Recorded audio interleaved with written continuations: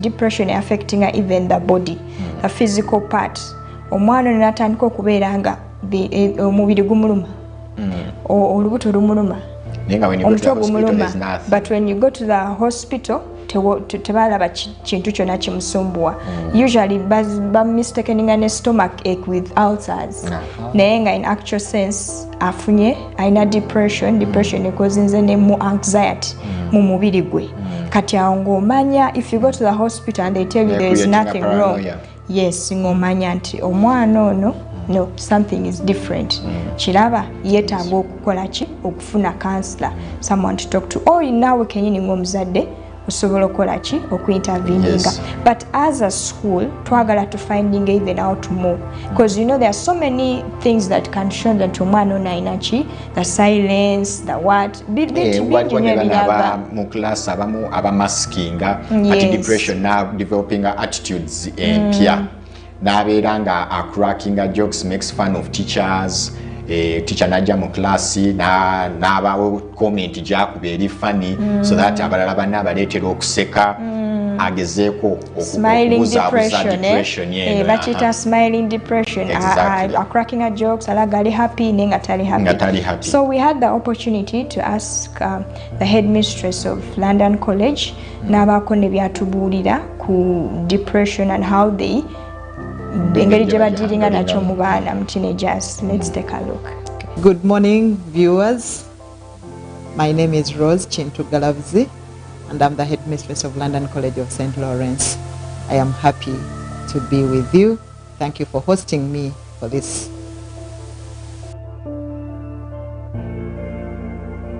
I think you basically look at the actions of this child. You know, we have children from different walks of life, but as they come to school, many of them definitely have so many things behind them, which sometimes they may not be in position to share. They will always be silent, but inside them, they are dying of so many problems, okay? So how you can tell is you look at a child, every time you feel as you look at the child and as if the child wants to tell you something, but then she backs off. Or you just see the child crying. You're seated in class, you're teaching. In the middle of the lesson, someone bursts out and cries. So that is when you realize that there is something eating up this child. At times, there are children that you will always be finding in cases, almost every day. They're not actively doing certain things, but every time they're in trouble. Every time they're in trouble. Something is silently killing them, but they cannot share with anyone. So those are some of the things that you may look at. Sometimes it's about the performance. You may find a child in term 1 performing very well. In term 2, performance keeps drastically reducing, going down. But this child doesn't miss lessons. This child has all the notes, but in reality, as the child is reading, maybe certain things are bothering the child, and therefore, the child cannot go on. So those are some of the things that will keep eating up this child until when that child has to break the silence. Yes. Definitely the fact that the children or the students live with the school for so long, it's basically the role of the school. In most cases, the schools get to know when it's really late, okay? But in a case where an administrator gets to know, the first thing is to bring this child close. Because in most cases where children get depressed, they feel as if no one cares, okay? No one cares. So they live in that environment that no one will understand me. I'll do something wrong, they will cane me. I'll do something wrong, they will suspend me. I'll do something wrong, they will humiliate me. So at that moment when you get to understand that a child is battling depression, bring the child close. That is when they will even open up on things that you may not have known. When you bring the child close, you will now start to plan on how to help this child. Either if the problems are coming from home, as a parent, because as an administrator, automatically you become a parent. You try to find a way. How do I connect with the other biological parents at home to find a solution? There are times when the issues depressing the child are basically coming from the parents themselves. And the child doesn't want the parents to get to know. But you must use the psychology to penetrate into the parents to see how best you can help this child. But a number of times as schools, we try to see how best we can bring in professional counselors, because sometimes the students fear even to open up to us. They think when I open up to the head teacher will tell the deputy will tell the DOS will tell the class teacher. Before you know it, it is out. That is why in most cases, some of the children who are depressed, they fear to open up because they don't want their information to be disclosed. So in such a case, as an administrator, I bring in counselors. These counselors, definitely when counselors come to school, you tell them the major areas you want to handle, okay? Probably if maybe there are drugs in school, if there is coupling, you tell them, touch this area, okay? So in such cases, these children, when they see an outsider who is welcoming, they will tend to open up, okay? So in the process, you will sit down and find a solution. Because in most cases, when these counselors come, after identifying pertinent problems, they will come back to the office and say, you know what? This child is battling. Maybe an uncle is using this child. That is why this child is depressed. How best can we help? Where we really see that it is really beyond, we definitely have to involve other stakeholders to see how best we can help these children. Some of the children are staying with stepmothers. Some of them are staying with stepfathers. Why I am talking about that, most of the cases I have dealt with, the problems do not originate from school. They originate from home. So you see children coming in, battling problems that they cannot even handle. In most cases, when children lose their parents, and these are the parents who have been supporting them, they realize that they are left alone. Even if they get someone to come in their life to pay the fees, they cannot do everything. So you see there is someone paying the fees, but they keep crying all the time. So in such a circumstance, there is someone who needs to be near them, to be on their shoulder, to always tell them, you know what, you have lost your father, but it's not the end of the world. You need now to look at your future, do this and that. And at the end of the day, this child begins to do what? To change the mindset. Yeah, so thank you, Mrs. Rose, for sharing. But before, maybe one thing that we had left out, which is very, very crucial and important as regards depression among teens, is the issue of suicide. Because there's no way you can talk about depression and leave out suicide. Because it's usually, among teenagers, it is usually one of the end results. Yes. Yes. Self-harm. Self-harm. That for the parents and the teachers out there. Kubanga depression, you know, we advancing, nga teri addressed. Omwana atandika okufuna suicide thoughts. Yes.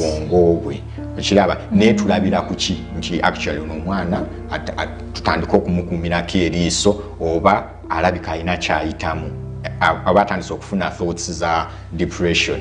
What I mean is suicide.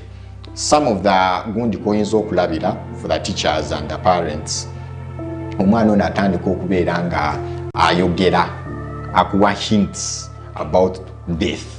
Chiraba, but and fulfilling statements like, maybe you people will love me more if I'm gone.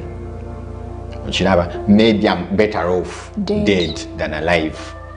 Chiraba, he's just being dramatic. Teenagers bana ine drama wawe. Neenga, bino biba aba chiranga. Actually, naye kenyini, I can also give examples on themselves. Naye wasobola okutegeera nti kati now really this is serious, this is depression. Otandika okubeera ng'olina ebirowoozo gamba, if I fall, wenva waggulu wali ku balcony nengwa. What will happen? Maybe I should try it. When you're walking on the street, no gamba singangwa motoka nentomera. Yeah, maybe they will give me the attention. Yes. Kati oyinza okubeera nga intentionally oyinza obba nga toyagala kwetta naye obwongo butandika okuseducinga to into self harm. If I cut myself, nowuliranga kati you feel like you want to cut your wrist, oli mu kugenderera into what? Self harm. The next thing, the last thing is I should die. I think now it is time for me to die. And most of the times these teenagers abantu bano abagezaako okwetta aba agezaako kulumya mwe alowooza this will inflict pain kumwe abakoze eki abamuyisiza obubi balabanga mu neglectinze balabanga temumuyisiza bulungi. So they are thinking maybe if I take my own life my mom will hurt, she will cry, they will miss me, kankole kino ngezeeko kola ki okubalumya. Oluusi ayinza n'okwesala the risks ng'agezaako just kusika attention n'ayitirayo nga takigenderedde nakigenderera naye n'ayitirayo n'okubeera nti aba because of this very negative ebirowoozo bino ebingi ebiyitiridde in their head abagamba I want all this to end kubanga there is that period wabeera ne episode nawuliranga there are so many thoughts. We have ever dealt with such a student with so many thoughts, kill this, that, otakwagala, you're alone, you're this, you're rejected. So I need these thoughts to calm down, birekerawo. So I think I should do it once and for all. Connect. Yes. So kati bw'olaba omwana nga atandise okukola ebyo n'omulaba nga he's saying bye bye to their friends, nze bye, nze mbasiibudde, nze biki, I'm going to end this all, n'omulaba nga agaba their prized possession essaawa ye n'agigabira ngikugabidde n'akola nga they are acting in such a manner ng'omanya nti something else. Maybe also depression, another thing kye tuyinza okwogerako kye twabadde twerabidde before, it's the role of social media. Yes, social media exala nnyo comparison among teenagers ne batandika okwecomparinga. Kiraba, we have all seen these exorbitant, these luxury prom parties they were throwing. Yes, no labanti no bamudese Range Rover, no badese Benz, and in every society we all can't be equal. There's always going to be that one child nga ye tasobodde kola ki living up to the standards. Kati ne kimuleetera okukola ki, ne kimuleetera depression. Nawuliranga nze ndabikanga sigwanidde ennaku na biki. Even statistically it has already been proven that the more time you spend on social media, the higher you increase your chances of getting depression. Because ojivaako ng'owulira oli down, your mood is very low, especially for young kids. Kubanga again, naturally, all these people now they are comparing themselves. Then there's also cyberbullying. Abakutizingira ku social media, abakuvuma, abakola webati. Yes, never touch liking. Over they give terrible comments. So all these things can affect you. But finally, we can now talk about the solutions. The solutions, yes. Because like I told you in the beginning, depression will be esobola okuvamu some serious consequences. Another good thing is that it can be addressed. As a parent, bw'olaba bino bye twogeddeko bino, signs ezo ze twogeddeko, ali withdrawn, tachayina interested, emotionally driven, akaaba biki, bw'olaba ebyo bye twogeddeko ebyo mu mwana, you address them. Naye bw'oyogera naye mutuuze wansi, talk to them. Muwegundizo, mubuulire biki byolaba nga byakola, byolaba nga bikola ki, bikweraliikiriza, and get them to open up. And when they do, please gezaako okuwuliriza, don't be judgmental, kulaba nti naye ekyo nakyo nekikunyiiza. Try to listen. Bwolaba nga gwe agaanye oku-openinga up, may I always advise people, funayo omuntu oba mukwano gwe gwolaba ng'ono mukwano gwe nnyo ajja ayogere naye, oba mentor, oba teacher gwayagala ennyo, oba an auntie oba an uncle gwolaba nti ono amwagala nnyo, they love being around them, oba they trust them. Omuleete asobole okubeera ng'akola ki, amugyamu information. Tofaayo nti gwe takutrust nze nno. The most important thing is that omanya kiki ekitriggering a depression and how to address it. Yes. And also in some cases, they actually run away from people that they love and they trust. They are going to be judged.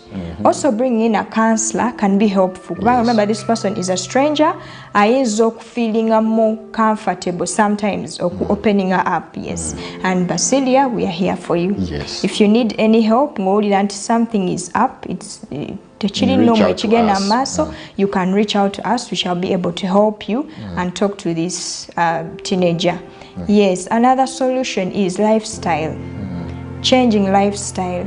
Kubanga even if omwana nafunye cancer nenga lifestyle y'omwana tekyuse, environment tekyuse, maybe at home there's something going on nga tekikyuse, maybe kusomero there's abuse again amaso that you're not aware of, because remember they are triggers of depression. Yes. Triggers, there can be trauma, maybe someone has died, maybe so many things that can happen episode later depression even emotions. Yes. In a different environment, then you monitor if there will be some changes, then that trigger. Yes, exercises. Encouraging okola exercises. Encouraging okulya emmere ennungi, because it has also been proven that there are foods emmere ezimu, especially junk food, inducing depression. Ochiraba, eleta mood swings. Some foods that people eat. Chiraba, I won't mention them.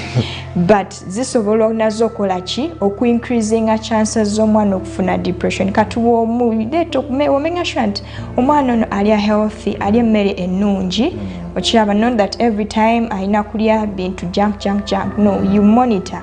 Omwana ono alya biki, akola ku exercises, ali healthy. No paying a kungeri yeeyisa, pay attention. Nawe tutera okubagamba nti pay attention to your child. Bw'abeera mu holiday laba yeeyisa atya, bw'addayo ku ssomero tuukayo yogerako n'abasomesa olabe yeeyisa atya ku ssomero, so that you can be able to tell where obuzibu bwe bukola ki bwe buva. Thank you very much for watching today. I think that brings us to the end of our show. Till next time, stay tuned for the Youth Hub show. Bye-bye. Bye.